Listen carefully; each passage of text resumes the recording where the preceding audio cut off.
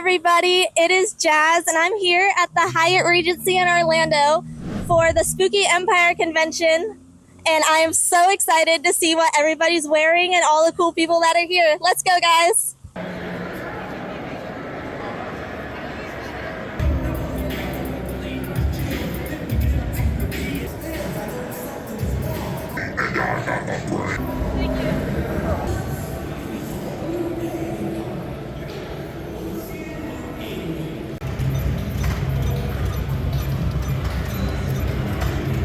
Hi guys, I'm here with... Hi, I'm Kayla. And I'm so excited to interview her because her booth looks so cool. My favorite product is actually my most fun product. It is my Create Your Own Spell Jar. It's an interactive experience at my booth, which is kind of hard to find at a lot of booths. It's my favorite because people have a chance to be creative and to put their own spin on their own spell jars. Hi guys, look who I found. I found one of the Mario brothers. Hello there. This is so cool, y'all. Like, I never thought I'd meet the Mario brothers. I just met the coolest girl ever, I swear. What's your name? My name's Ellie. Ellie, that's so pretty. What is your brand? Like, what does your company make? So we make Disney ears out of like whatever style you guys want. That's so awesome. Do you love Disney? No. No? Hey. How about supporting TWK by making a cool gift purchase from this episode's affiliate partner? We get a small commission which helps us bring you more content. Please visit https://consciousitems.com/TWK. I am here with a legend herself. Can you tell them what your name is? My name is Neill. I am a 3-time Oscar-winning makeup artist. That is incredible. What is your favorite thing about doing this? Like, what inspired you to start? I used to love watching the old Universal horror movies when I was a kid, and I just kind of got off on all that stuff. I love the idea of being able to transform a human being. So that's kind of what inspired me to want to get into it. That's super awesome. Do you have any advice for anybody else that might want to try to get into this? Well, first of all, because of technology, the way it's advanced now, I really suggest that they go to school. And there's a few good schools out there. I have a school, but mine's more for advanced makeup artists. So if you're already doing makeup and you want to really hone your skills, you could come to my school in Los Angeles. But there are a couple schools around that are pretty good. You heard it here, guys. Listen to her. She knows what she's talking about. Hi, guys. I am here with... Mark Simon, the godfather of storyboarding. That's a really cool nickname. I like that. Yeah, I didn't even come up with it. Oh, perfect. What is your favorite, art piece to do? Look, I love drawing storyboards. I'm actually partially colorblind, and storyboards are black and white anyway, and I always loved it. I just didn't know why I love black and white. So drawing storyboards of gory, horrible killings is so fun. What is your favorite horror movie? My favorite horror movie? Probably, The Cult of Chucky, because I actually storyboarded Cult of Chucky, so it was so fun watching that little creepy guy just murder people. Loved it. That's awesome. Chucky's such a classic, and I love Chucky so much. Hi guys, I have found so many cool costumes, and look at this one. This is so cool. I love your costume. What is the inspiration behind this? So there's really no inspiration. It's kind of just like my own character that I kind of threw together one day. So it's just like a Halloween Wendigo type of thing. I love the costume. I'm a really big fan of Scream. Is that your favorite horror movie? I would say it's a very close second. I would say Halloween is my favorite, but Scream is right up there with it. Halloween is a super good choice. What is your favorite thing about cosplaying as this character? I think Ghostface is just a very expressive character. Even if you're not necessarily talking as him, you can just do all sorts of things and have a lot of fun with people. Because you have the movies, Dead by Daylight, and lots of different references you can do with people. I found the coolest couple ever, I think. I found Frankenstein and the Bride of Frankenstein. See, that is how I feel too. What is your favorite thing about this character? I was made to play this character. Frankenstein's just a classic, romantic, tragic hero in a lot of ways. I think the story is it's the modern Prometheus, and that we all suffer from this. Was I chosen to do this? Why am I here? I didn't ask to be this. So I think it's a conflict that we all have to deal with, and and that's what drove me to it. I love that. I am a huge fan of Disney, and I love the Disney villains. And look who I found. It is Dr. Facilier himself.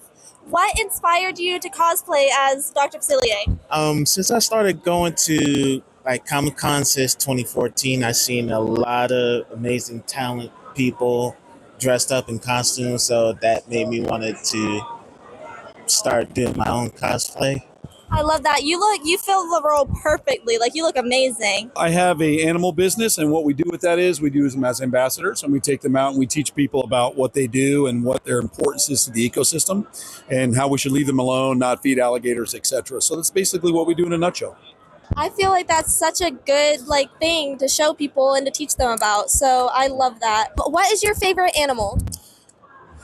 You got me there. I want to say probably crocodiles.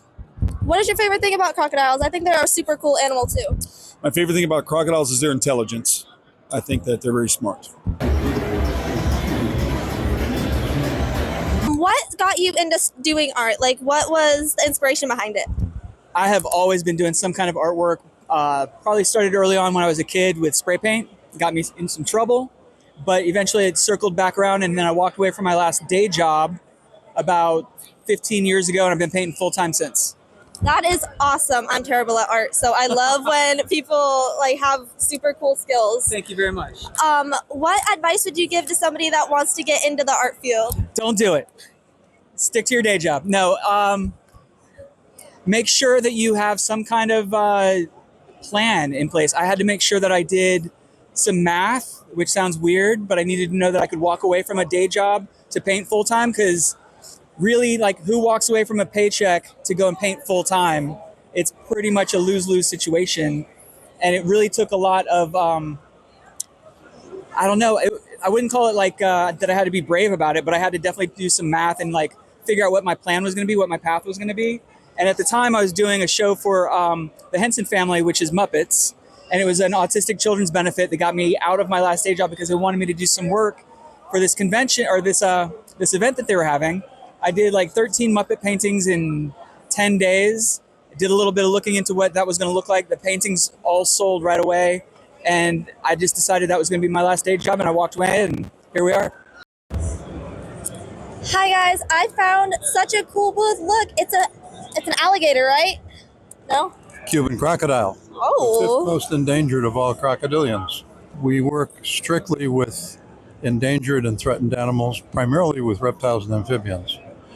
This little guy, as a Cuban crocodile, is the fifth most endangered of all crocodilian species, found only in a small area in Cuba called the Zapata. And they were doing better for a while. About 1952, when the last survey in that era had been taken, well, they were at 250 animals, 300 animals, which is almost extinction. Definitely. And after that, Cuba closed down. That's when the Castro regime took over and so on. We had no idea what was going on. It wasn't until about 1990 that we got back into Cuba, and we had no idea what to expect. So we got there and found out that the Cubans had done an absolutely amazing job of trying to bring these animals back. They were raising them on a couple of farms. They were doing wonderful things. To show you how incredibly clever the Cuban people are, they developed ways of hatching the eggs without an incubator. Oh, wow. They built these little pyramidal things out of sand, cost no money, didn't have any electricity, and they used a sprinkling can to go by once a day to just moisten it a little bit. They had a hatch rate that was absolutely absolutely in awe of, and that was about 92%. Now, with the best incubators, you can expect maybe 75, 80%. So they were doing everything right. Then came the bad news. The Cuban crocodiles started showing up looking different than they should. And what we found out is early in the 1900s, canals had been dug into the Zapata area from the saltwater. And what was happening is the American crocodiles, which are a completely different species, started swimming up these canals a little bit farther when boy meets girl. And they started hybridizing with the Cuban crocodiles, creating what we call a genetic storm. Right now, it's gotten so bad that we're going to lose the Cuban crocodile if we cannot convince somebody to come up with the money to close these canals off. Been working on this for years now. Only 40% of the crocs left in the Zapata are pure. The rest of them are hybrids. That is crazy. Oh my goodness. Thank you for sharing that and teaching people about that. Alrighty guys, I had a great first day at the Spooky Empire Convention in Orlando, and I'm so excited for day 2. You gotta catch them all. Bye guys. And you're watching Teens Want to Know. Teens want to know. Teens want to know. Teens want to know. Perfect.